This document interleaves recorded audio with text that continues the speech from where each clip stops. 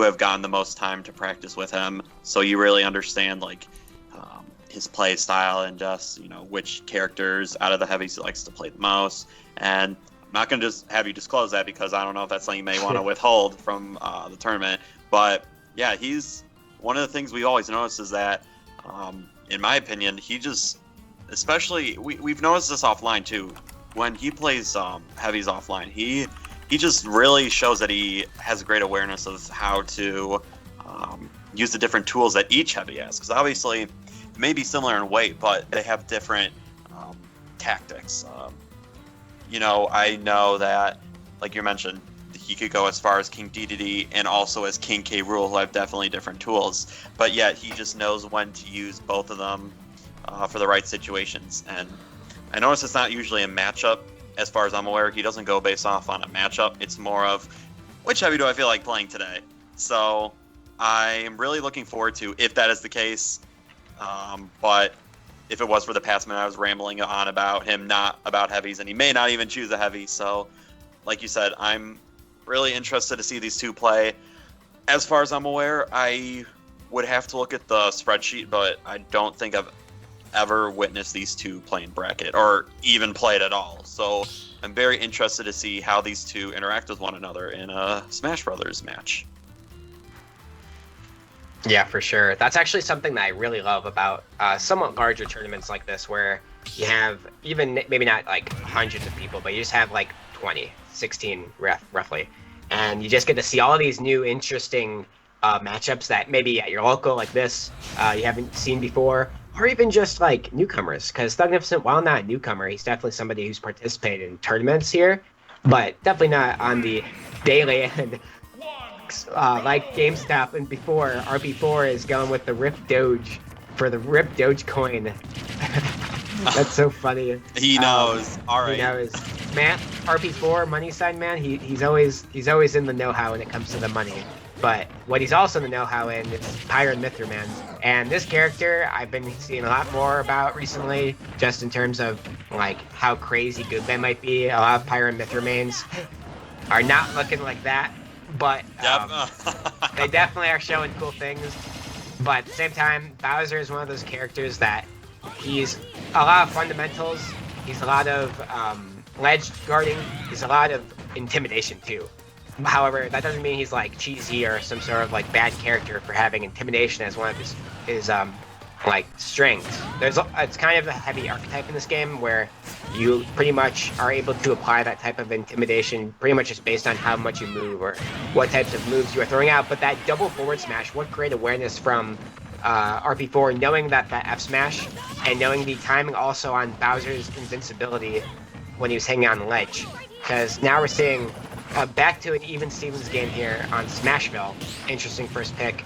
And Oh Buddy goes for the neutral B fire, hanging out on platform. And I think that's a great choice because when you're Pyra, she's so much slower. And Bowser can kind of just, with his much faster movement speed, he's going to be able to like shield parry and then kind of approach whether you're above or below the platform. Interesting enough, X through goes for down smash. Oh, nice punish. Yeah, you gotta know at some point, you don't want to hold it for too long or else, especially against someone like Bowser, that could be very detrimental. One of the things I'm interested to know about in this set is, I think out of all the heavies in this game, Bowser's the only one that can actually just have zero stun from certain characters' moves, which is more prevalent when he's at a lower percentage. I was going to say health percentage. So I noticed that earlier with, oh my gosh, another SD. That is not good, but, it's only one game. I think that, as far as I'm aware, I don't think we've had another Bowser since, I think, Nyarly, which was so long ago. So this might be just new territory for, as we were mentioning before, this could be completely new territory for Thugnificent in terms of playing a pretty high-level Pyra, if you want. And again, it sounds like RP4 has been playing Pyra a lot. And then also understanding Pyra against a Bowser. So based on all that, I would imagine that even though we got some unfortunate SDs, that we saw these two playing very high up in the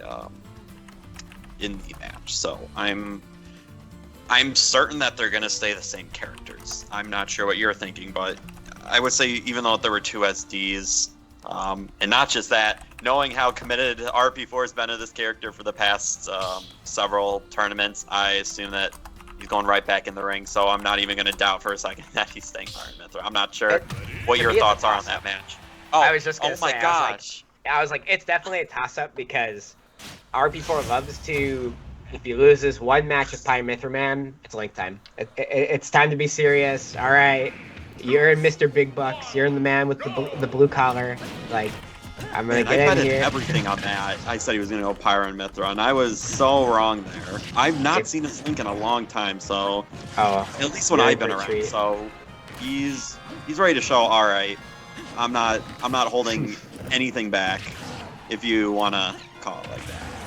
Yeah, and I think that what kind of happened there, like, look at this punish game, man, for RP4 here in this matchup now. It definitely looked a bit more familiar and a bit more unfamiliar territory for Obuddy, possibly. And I think what happened last game was that Obuddy, Thugnificent, I know for a fact, one of his best attributes with Bowser especially is his punish game. And something that I feel Thugnificent really needs to work on, or not Thugnificent, RP4 really needs to work on with his Pyra and Mythra currently is, like, the risk-reward factor that he kind of goes for with, like, using Pyra. He goes for that's a shield break. That's gonna take the stock for sure. Nice. And I think one thing with Pyra and Mythra he does a lot is when he uses Pyra, he throws out so many very risky attacks that really do pay off because of the intimidation with F smashes, with neutral B, with side B a bunch, and we've seen the SD to do the side Bs. We've seen various types of issues in terms of like just sort of miscalculations, I'll call it. And against a lot of people that can work fine just because, hey, like, it's a new matchup. It's also a character that when played well, even with those types of like miscalculations, you're still gonna do pretty well with. And now we're seeing a kind of a switch up from the first stock round, and that's why you never can feel yourself counted out, because now we're seeing nice DI from RP4 on the stage. Really nice reversal. Gonna scoop him up. Yeah, this is where Bowser suffers a little bit. That was a really nice save of his jump there from Thugnificent. Then using his air dodge, kind of knowing that he might get arrowed, but not caring it's Bowser, man. He's gonna live for a while. Goes for the wrong way with that wave bounced flame breath, I think. Trying to probably do it, but had not input the jump yet. And I think now it's just one of those times where whichever player you are, man, you gotta just kind of like take a second, exhale. This has been a really quick but also long pace match because it's already been like 3 minutes, and it's gonna be longer. Oh my gosh, you could see that Thugnificent was looking for the fire breath because it just tacks on at about 25% every single time. Oh, absolutely. I despise it, but it's so good to use in neutral. So oh, definitely. It puts so much pressure on. Absolutely. Oh, and there he's going in for it again. But yeah, if you go back to how the game started, RP4, ooh, this is the way bounce again, like you said. But at the beginning, RP4 just got a really commanding start. Oh, nice. But it's relatively even, especially because of Bowser's weights. Oh, I don't know why I thought he was going to survive that, but it didn't look that close. Lang's F smash, definitely a strong one. And I think that for what happened that time around was just a lot of fear, in a sense. I think that there's a big jump between character archetypes here, between like Link being a much more like slow-paced, like kind of not zoner really. He's just kind of setup-y, and then he also punishes you when you get in with these slow but like very punishing hitboxes with the sword. And for Thugnificent, it went from a very fast-paced match, where you're pretty much, if you're Bowser, you're just it's Punch City. You can just mash and not think because it's Pyra and Mythra, man. They're gonna run up to you. They're gonna throw swords at you. They're gonna do all this stuff. And if you're Thugnificent with Bowser, you can play a bit slower because you can just run up to them.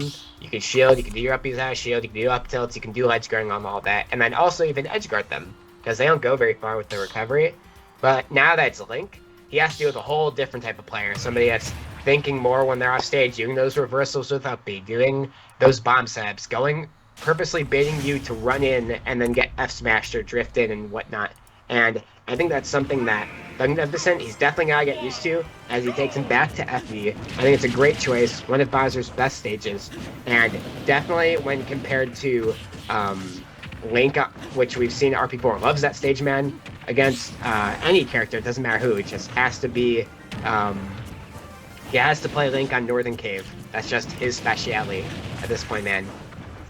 Ooh, I'm really digging these wave bounce fires. To me, it's just the way he jumps in with the fire. It just covers so many options. And look at that. He gets the percentage, but then RP4 is just doing very good with his spacing. You saw him run back a little bit to catch that landing from Thugnificent. Oh, looks like he's waiting for the bomb. Ooh. Oh, wow. What did he use to break out of that? Wow. That actually killed. He went straight up too. So the DI must have been a little bit suspect. But sometimes it's just very hard to figure out where you're exactly going to be moving. Oh, nice recovery. But that was a good trap on this at the same time by RP4. It just looked like either way the options were covered, so there wasn't too much he could do. Good spacing. All right. Ooh, gets a little greedy, and it looks like he's gonna get punished slightly for it. Yeah, goes for the up B again, and I think that Thugnificent's looking a bit more collected now this time around. He's on kind of his own comfort stage now, but at the same time, we're seeing some interesting options come out from him, like a couple of rolls or air dodges that you wouldn't expect like to be the correct option. But now let's see what he does. Throws down the bomb twice. Goes for down B instead of down air. I'm surprised about that option too.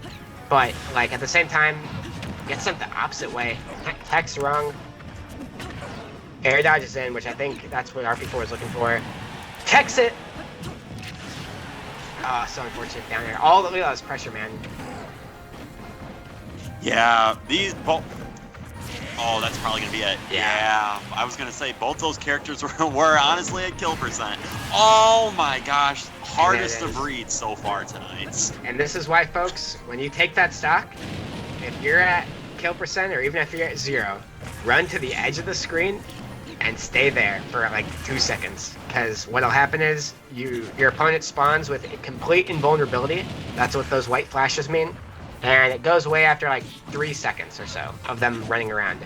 And if you just stand as far away as possible from them, they likely won't have the ability to hit you or at least get you the kill move quick enough. So you gotta just be careful, mind your step. And now we're seeing Bowser. Oh, that's gonna take a punish. Oh my gosh. Oh no! That's way. Unfortunate. That was such a smart read, though. To see. Oh my gosh. That was what a set. But that is just a very unfortunate way to end such a hype set. Yeah. There was a lot of like, and this is kind of what I was talking about too, like we're seeing just like a lot of very small mistakes from both players, because I think this is all like you were saying, like you don't know how much experience both these players have with this matchup right there. Thugnificent thought from earlier, because he did get the bomb tech off the wall earlier. He thought that he'd be able to do it again, so he goes for tech, anticipating it. RP4 knows that, so he just throws the bomb down. No reaction until after the fact, and that of course makes the X and L tech so like good. That's such a good conditioning tool. Really smart stuff from RP4, and I'm not surprised to see him playing like on his A game today. That was just a really good switch, I think, from Pyra and Mythra, who were not looking too hot, and definitely the Link was looking hot. All right, so let me interject here with a major news announcement. It looks like the challenge website has crashed. Oh no. Uh-oh. I think that it is gone. Now, here's what I'm doing, and I'm working through the problem. The next match that we had was BW Styles taking on Gargant next.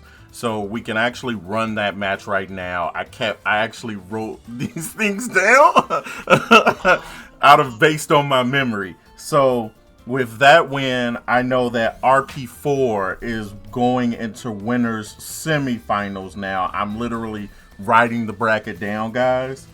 And if I could get some help from Solidus. I can't remember who Solidus is playing right now, but I know Solidus was in the other top 8 match, and the winner between that is going to face off against him. Then below that, Luxray and J2 Toxic are actually playing, or they're going to get ready to play. We can actually probably stream that match to give me some time to try to go over the matchups from losers. So here's what I need from everybody. When Solidus gets ready, or when they finish that match, because I know I started them off, let me know who won so I know who's taking on RP4 and winners semifinals.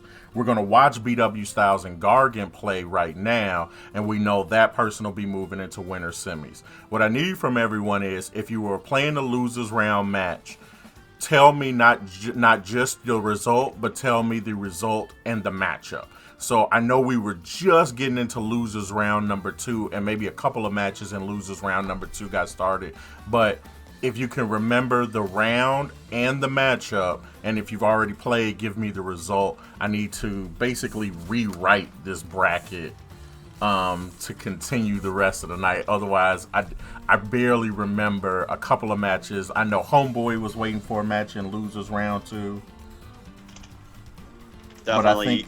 But I think everybody else just started to give their losers round 1 matchup. So don't do it all at once, because I can't read them all that fast.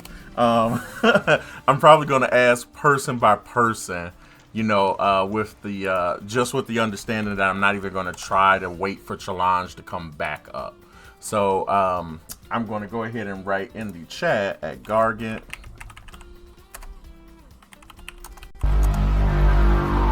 RP4, thank you for the $10 from the Doge Profits.